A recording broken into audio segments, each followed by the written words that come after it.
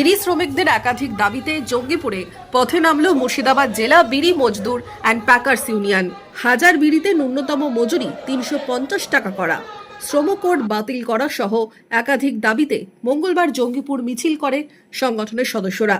মিছিল শেষে জঙ্গিপুর এসডিও অফিসের সামনে বিক্ষোভ সভার আয়োজন করা হয়। এদিন এসডিওকে ডেপুটেশনও দেওয়া হয়।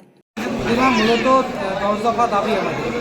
তার মেন হচ্ছে যে আমাদের বিড়ি শ্রমিকদের যে মজুরি, সেই মজুরি গভর্নমেন্ট যে নির্ধারিত মজুরি সেইটা মজুরি দিচ্ছে না। এখন 202 টাকা আমাদের ডিমান্ড হচ্ছে 350 টাকা আমাদের ডিমান্ড এই মজুরি।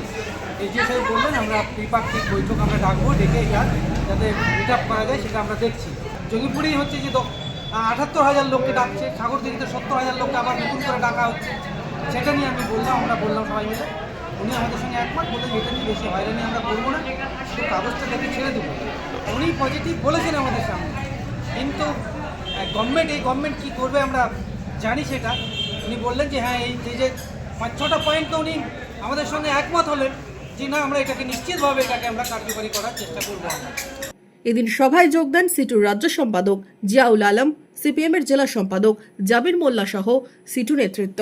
মনমোহিনী হেলথ কেয়ার, স্বাস্থ্য সেবায় অটুট শ্রেষ্ঠত্বের শিরোপা, জেলায় প্রথম robotic knee replacement, cardiology with cath lab, neurosurgery, specialised trauma unit থেকে স্মাইল ট্রেন, একগুচ্ছ পরিষেবায় নিয়োজিত। Manamohini health care, quality care with personal touch, Baharampur শিল্প তালুক।